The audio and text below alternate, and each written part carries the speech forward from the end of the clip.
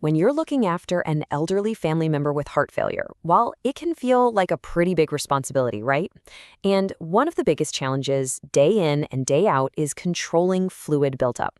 So in this explainer, we're going to give you a really clear, simple system that you can use every day to manage their care with confidence. So here's our game plan. We're going to start with why this fluid thing is even a problem. Then we'll get into how you can control it with a simple system. After that, we'll look at the what, the daily actions you actually need to take, the dietary rules you've got to follow, and finally, when it's time to call for help. The goal here is to give you a clear plan you can feel good about. All right, first up, let's tackle the why. Because when you understand what's actually happening inside the body, managing the condition becomes a whole lot easier. And honestly, the concept is simpler than it sounds. Okay, so heart failure is a scary term, but it doesn't mean the heart has just stopped working. A better way to think about it is like a pump that's just lost some of its strength. It's still doing its job, just not as efficiently as it used to. And because that pump is weaker, blood starts to back up in the system, kind of like a traffic jam on the highway. This creates pressure, and that pressure forces fluid to leak out of the blood vessels and into the body's tissues. And that leakage, that's what causes the main symptoms we see, like breathlessness from fluid in the lungs or swelling in the legs and stomach. Now look at this number, 90%. That's huge. It's the reason we're focusing so much on fluid today. For up to 90% of heart failure patients, this fluid retention, it's also called edema, is a major issue.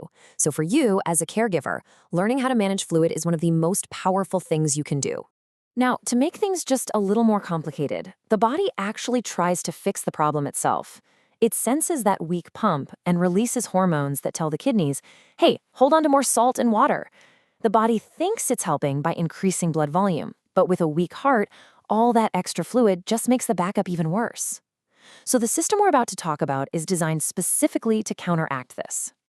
Okay, so now that we get the why, let's move on to the how. How do we actually get this fluid buildup under control? Well, it all comes down to a simple 4-part system. This right here is the foundation of care at home.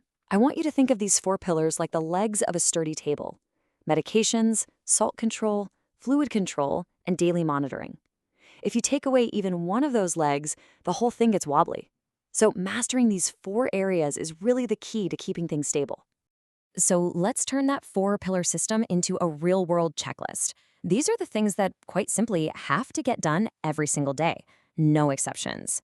This routine is without a doubt the single most important habit to get into. It has to be first thing in the morning, after using the toilet, but before eating or drinking anything at all. The steps are so simple. Wake up, go to the toilet, step on the scale, and write down the number. This gives you the most accurate data possible for tracking any fluid changes from one day to the next. And this sheet right here, this is the tool that makes the whole system work. Keep it somewhere you'll see it every day, like on the refrigerator. You can see you've got columns for the daily weight and total fluid intake. And then there are simple checkboxes to note any changes in breathing or swelling. This simple piece of paper turns your daily observations into actual data, which is how you catch problems early. The morning weigh-in is just the beginning, though. Throughout the day, you've got to be a bit of a detective. Are their shoes suddenly feeling a bit tight? Do they need an extra pillow at night just to breathe comfortably? Do they seem way more tired than usual, or maybe even a little confused?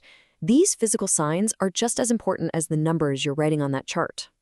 Okay, this brings us to pillars 2 and 3, salt and fluid control. And believe me, what happens in the kitchen is every bit as important as the medications they get from the pharmacy. Let's start with fluids. A question I hear all the time is, what exactly counts as a fluid? And it's a great question because the answer is probably a lot broader than you think. So it's absolutely essential to get this. It's not just water or tea. You have to count the morning coffee, the soup you have for lunch, gravies, sauces, and here's the one that gets people: anything that's liquid at room temperature. So that means ice cream, jelly, even porridge. All of these have a lot of water and have to be part of the daily total. Now, the doctor will give you a specific daily limit, but a very common target is around 1,200 milliliters. To put that in perspective, that's about 5 standard cups. And remember, that's your total budget for everything we just listed, not just drinking water. So how on earth do you track all that without going crazy? Here's the absolute best trick. Each morning, get a jug with measuring marks on it and fill it with a total daily allowance. Let's say it's 1,200 ml. Then, Every time they have a coffee or a bowl of soup, you pour that same amount of water out of the big jug. When the jug is empty, they're done for the day. It's a fantastic visual system that gets rid of all the guesswork. And now for salt. Salt acts like a magnet for water in the body, so we have to be careful. And it's important to know that for a lot of us, the biggest source of salt isn't the salt shaker. It's hidden. It's in things like those long-simmered soups, in soy sauce or oyster sauce, and in processed foods like fish balls or sausages. Cutting back on these specific items can make a massive difference in reducing fluid retention. All right, finally, let's talk about that fourth pillar, monitoring.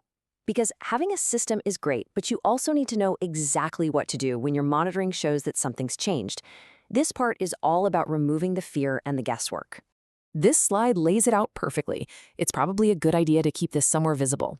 Think of it as 2 levels, caution and emergency. If you see a weight gain of more than 2 kilos in 2 days, or the swelling is getting worse, that's a caution sign. That's when you call the doctor. But if there's severe shortness of breath, chest pain, or sudden, serious confusion, that's an emergency. That means you go to the hospital. Knowing the difference empowers you to act fast and to act right. So, if there's one thing to take away from all this, it's this. Success here isn't about being perfect every single day. It's about being consistent. It's that simple daily routine, weighing, tracking, observing, that keeps small problems from turning into big emergencies. By putting this kind of system in place, you are really taking control.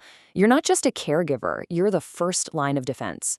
You're bringing stability and peace of mind both for your loved one and for yourself. So what's that one small thing you can do today?